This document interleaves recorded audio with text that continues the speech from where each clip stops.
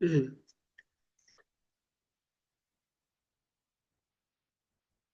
Madam. ఇప్పుడు మీకు అర్థమైందా? ఇప్పుడు బానే ఉంది. వినిపిస్తుందా నారాయణ గారు? వినిపిస్తోంది మేడం. నారాయణ గారు ఇంకా వినపట్టం లేదు.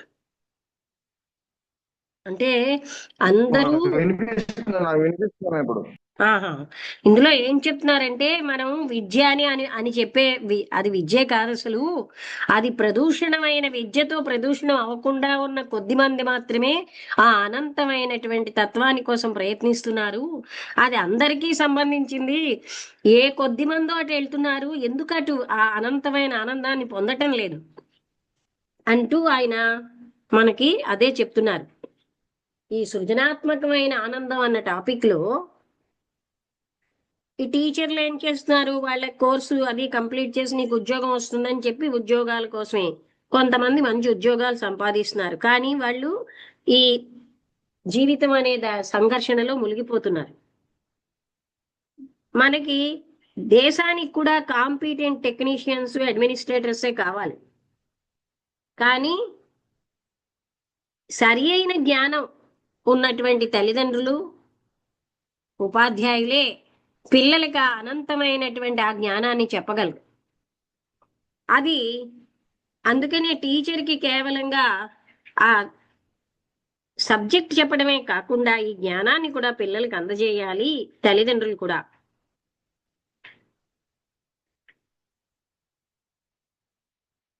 అంటే ఇక్కడ ఇంకా ఉన్నదండి సబ్జెక్టు. ఓహో నేను చూసుకోలేదు. ఓకే. అంటే ఆయన ఏమంటున్నారంటే this is precisely what is taking. ఈ జగత్తులో ఏం జరుగుతోంది, ఇలాగే ఆ పిల్లలు చదువుకునే వీధిట చాలా మురికిగా ఉంది అని. అంటే వాళ్ళకి ఏంటంటే డిగ్రీలే ముఖ్యం. ఆ పిల్లలే కాదు, ఉపాధ్యాయులు అలాగే చెప్తారు, నీకు జాబ్ వస్తుందని నమ్మకం కలిగిస్తారు, భరోసా ఇస్తారు. ఈ విధంగా అందరూ పట్టుబడిపోతున్నారు, బంధించబడుతున్నారు. మైండ్కి ఎప్పుడు కూడా ఏదో ఒక రకమైనటువంటి యాక్టివిటీ ఆ అలాంటివే కావాలి. అందుకనే ఏదో ఒక భద్రత. అందుకని ఆ లెవెల్లో ఉన్నవే మనం మనస్సు కావాలన్న దానికి వెళ్ళటం లేదు. ఇలాగా విద్యార్థులందరూ విద్య అన్న దానితో మలినం అవ్వకుండా కొంతమంది మాత్రం అనంతత్వంతో టచ్ లో ఉంటారు. అలాగే కానీ పెద్ద అయిన తర్వాత వాళ్ళు కూడా కోల్పోతున్నారు. ఈ జ్ఞానం పుస్తకంలో గాని ఏ స్కూల్లో గాని దొరికేది కాదు. నాకు ఇది చాలా గొప్ప, నేను చాలా విషయాలతో ఆక్యుపై అయిపోయానండి, నాకెక్కడండి అని అలాంటి కారణాలు చెప్పకండి.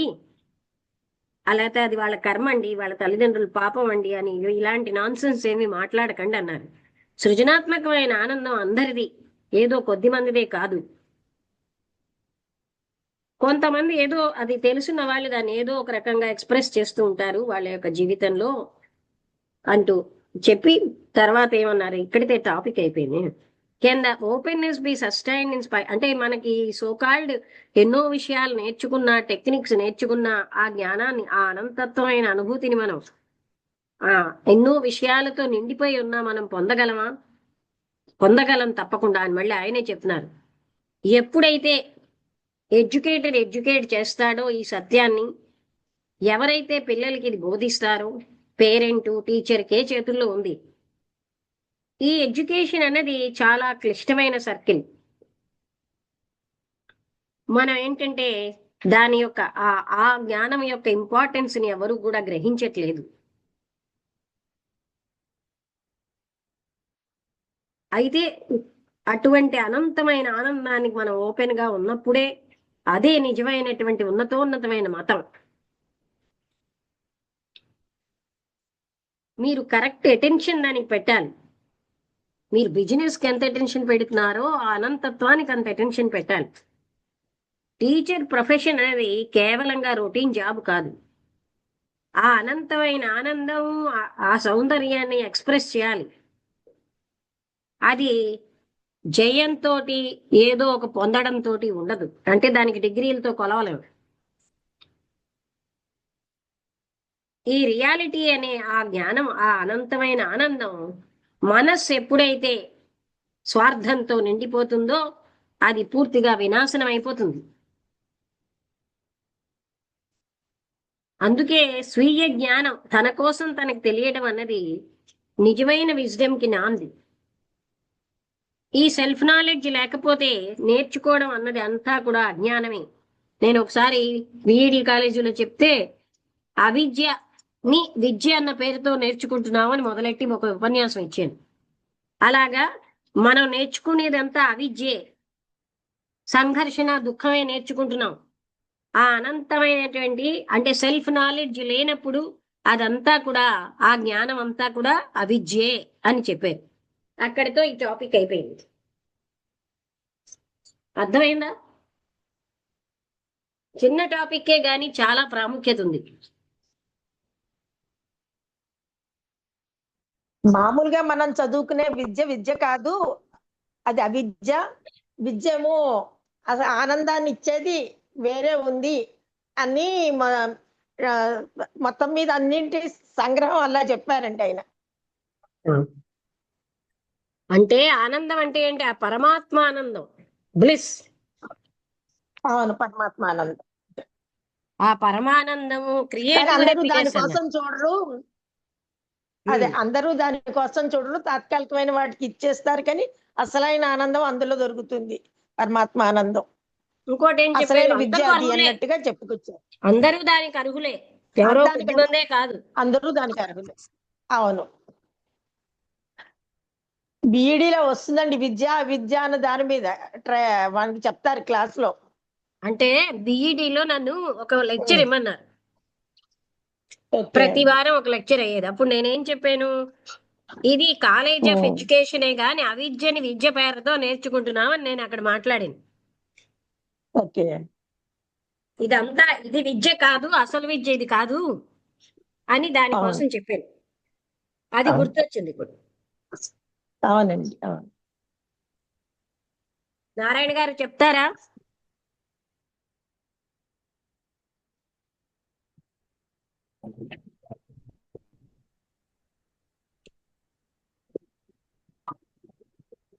నమస్తే అమ్మ. ఈరోజు నమస్కారం. కృష్ణమూర్తి గారు, ఓం శ్రీ గురుభ్యో నమః. అందరికీ నమస్కారం. ఈరోజు కృష్ణమూర్తి గారు అత్యద్భుతమైనటువంటి టాపిక్ ని మనం ముందుంచారమ్మా. ఎందుకంటే అది ప్రత్యక్షంగా మేము చూస్తున్నాం ఇక్కడ. ఇప్పుడు మాకేంటంటే మెయిన్స్ వారానికి 2 మీటింగ్లు పెట్టి మెయిన్స్ లో మీరు బిడ్డ ఆ చాప్టర్ మీద తయారు చేయండి, ఈ చాప్టర్ మీద తయారు చేసిండి. వాళ్ళు ఏంటంటే 24 గంటలు కూడా విద్యార్థి ఆదివారాలు సెలవులు ఇవ్వలేదు, సండేస్ లో పబ్లిక్ హాలిడేస్ సెలవులు ఇవ్వకుండా వాడిని రుద్ది ఏం చేస్తున్నామంటే కేవలం ఒక ఇన్ఫర్మేషన్ ని విద్యార్థి మీద రుద్దుతున్నాం. భౌతికంగా మొత్తం వాళ్ళలో క్రియేటివిటీని అంటే కూడా విద్య చంపేస్తుందమ్మా. ఆ విషయాన్ని కృష్ణమూర్తి గారు ఎప్పుడో చెప్పారు. ఇదేంటని మేము కాలేజీలో, కార్పొరేట్ కాలేజీలో ప్రత్యక్షంగా ఇప్పుడు మేము చూస్తున్నాం. అంటే మనం నేర్చుకున్నటువంటి విద్య నిజమైనటువంటి విద్య కాదు. తర్వాత వీడి ఆ ఇంజనీరింగ్, ఒకవేళ ఇంజనీరింగ్ లో మంచి కాలేజ్ రాకపోతే డిసప్పాయింట్ అయిపోతున్నాడు, లేకపోతే ఉద్యోగం రాకపోతే డిసప్పాయింట్ అయిపోతున్నాడు, లేకపోతే అక్కడికి వెళ్ళి గంటల 18 గంటలు పని చేయాలి, ఇది చేయాలని చెప్పి వాడు డిసప్పాయింట్ అయిపోతున్నాడు తప్ప ఎక్కడ కూడా హ్యాపీనెస్ అనేటువంటి పదమే వాడికి ఉండట్లేదమ్మా. అంటే ఇక్కడ మన కృష్ణమూర్తి గారు అంటే ఆనందం అనేది ప్రతి ఒక్కరి స్వరూపం. అందుకే మనకి చూడండి కృష్ణమూర్తిగా చెప్పినటువంటిది అన్ని తత్వాలను బేస్ చేసుకుని ఉంటుంది. మనకి కృష్ణ పరమాత్మ కూడా లాస్ట్ లో ఉద్ధవుడితో ఏకనాథ పదంలో చెప్తాడు మనకి, ఓ ఉద్ధవ, నీలో నాలో అనంత అన్ని జీవరాశులు ఉన్నటువంటి చైతన్యము, అంత చిత్త ఆనందం అంతా ఒక్కటే. కానీ అవేవి తెలుసుకోలేవు, ఒక మానవుడు మాత్రమే తెలుసుకోగలడు. అలా కృష్ణమూర్తి గారు అనేది ఈ ఆనందం అనేది, ఈ బ్లిస్ అనేది అందరికీ ఈ క్రియేటివ్ హ్యాపీనెస్ అనేది అందరికీ సంబంధించింది. కానీ ఏ కొద్ది మంది మాత్రమే దీన్ని ఇది అనుభూతి చెందుతున్నారు తప్ప తక్కిన వాళ్ళందరూ కూడా విద్య అంటే అప్పుడు మేడం గారు చెప్పినట్టు అంటే విద్యని అవిద్య అని పేరుతో నేర్చుకుని తన జీవితాంతం దానికి ఏంటైపోతుంది, బానిస అయిపోయి తనలో ఉన్నటువంటి క్రియేటివ్ అంతా కూడా తన సంతోషాన్ని మొత్తం దాన్ని ఏంటవుతుందంటే ఒక బానిస బ్రతుకుతున్నారు తప్ప నిజమైనటువంటి హ్యాపీనెస్ లేదని చెప్పారమ్మ కృష్ణమూర్తి గారు. దానికి ముఖ్య కారకులు ఎవరంటే ఉపాధ్యాయులు అండ్ తల్లిదండ్రులు. ఎందుకంటే ఆ తల్లిదండ్రులకి ముఖ్యంగా చదువు చెప్పి ఉపాధ్యాయుడికి అది లేకపోతే అది ఎలా ఉంటుంది సార్ అంటే వాళ్ళు కూడా పుస్తకాల ఇన్ఫర్మేషన్ వాళ్ళ నెత్తి మీద రుద్దుతారు.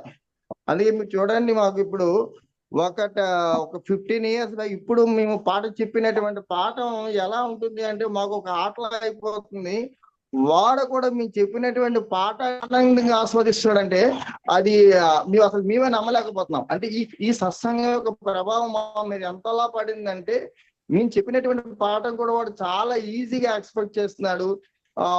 అది ఏంటంటే ఒక్కోసారి కొంతమందిలో ఏంటి అంటే ఎవరు కూడా ఇంతలాగా చెప్పట్లేదు అన్నటువంటి ఒక ఫీలింగ్ అయితే మాత్రం వాళ్ళు బాగా డెవలప్ అవుతుంది విద్యార్థులు.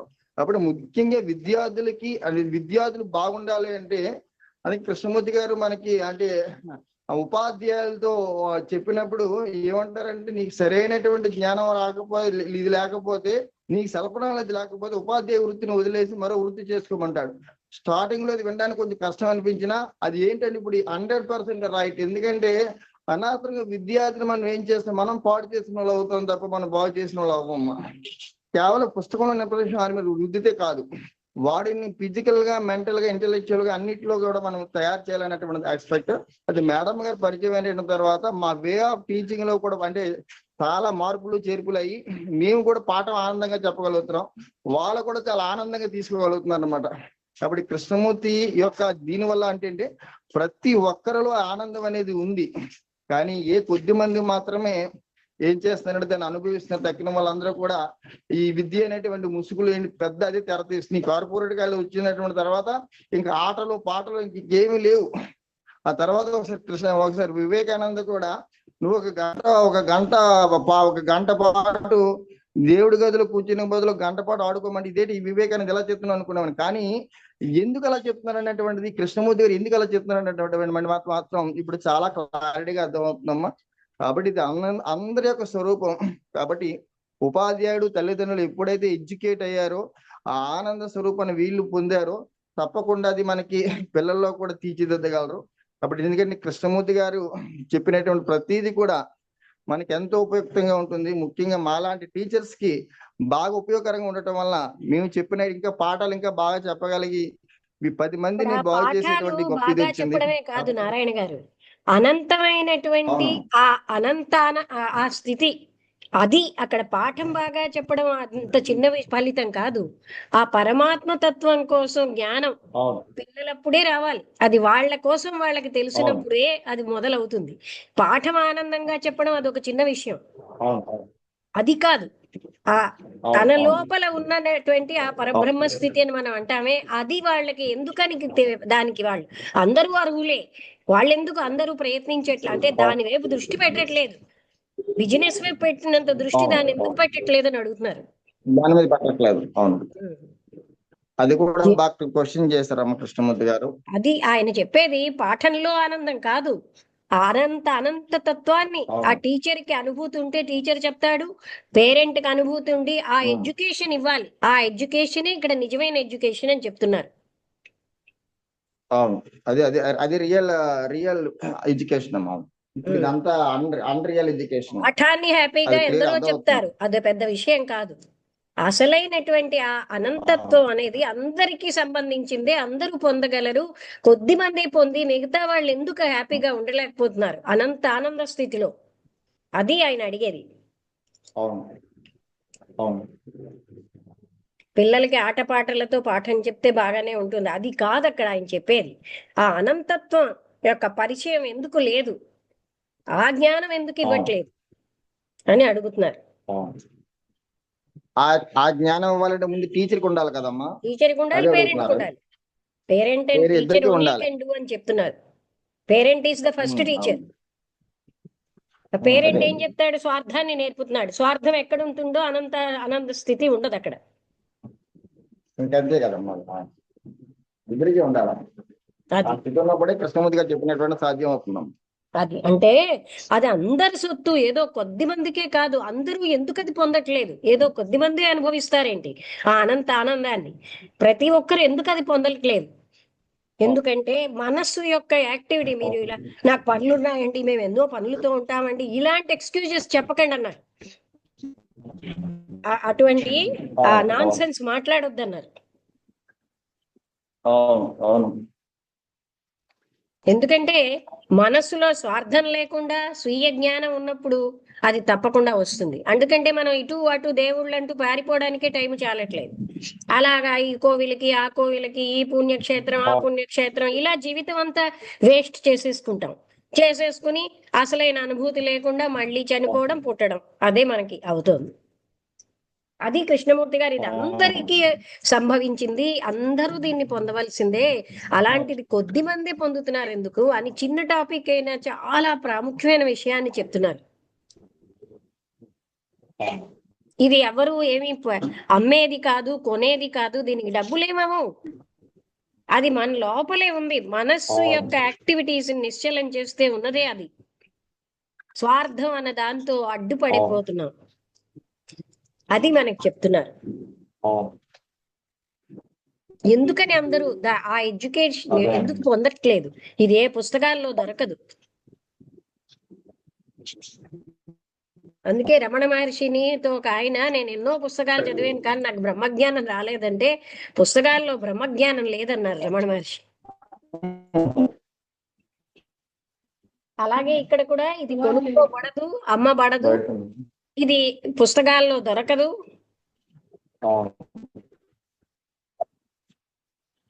మనిషికి తన మనస్సులో ఉన్న దోషం చెప్తే అంత అహంకారం వచ్చేస్తుంది. మరి వాళ్ళు ఎలా నేర్చుకుంటారండి? అవన్నీ క్లియర్ చేసుకోవాలి. అంతరంగంలో ఆ మనస్సులో ఉన్న దోషాలన్నిటినీ క్లియర్ చేసుకుంటే పరిశుద్ధమైన స్థితి వస్తే అప్పుడు కదా మనస్సు నిశ్చలం అవుతుంది.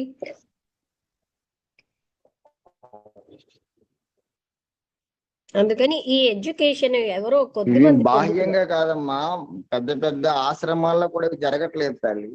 అదే అంతే అంతే, ఇది కొద్ది మంది పొందుతున్నారు.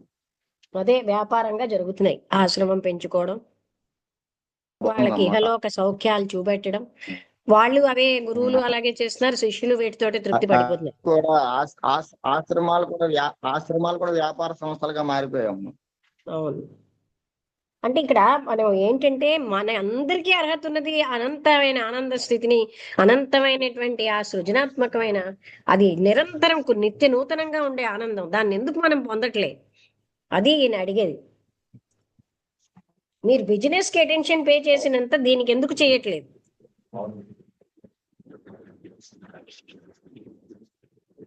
అందరికీ నారాయణ గారు, ఇంకో నారాయణ గారికి అర్థమైందా?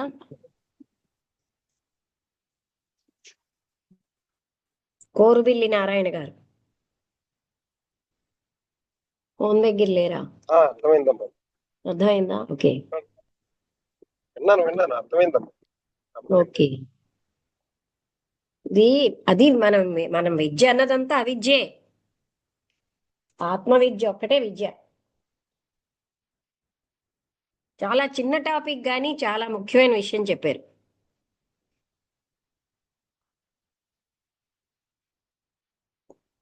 ఇది ఇటువంటి జ్ఞానం లేని వాళ్ళకి ఏంటిది, ఆ విద్య లేకపోతే ఉద్యోగం వస్తుందా అలా ఆలోచిస్తారు. ఆ ఉద్యోగం ఇవన్నిటికంటే మనస్సు కంటే అతీత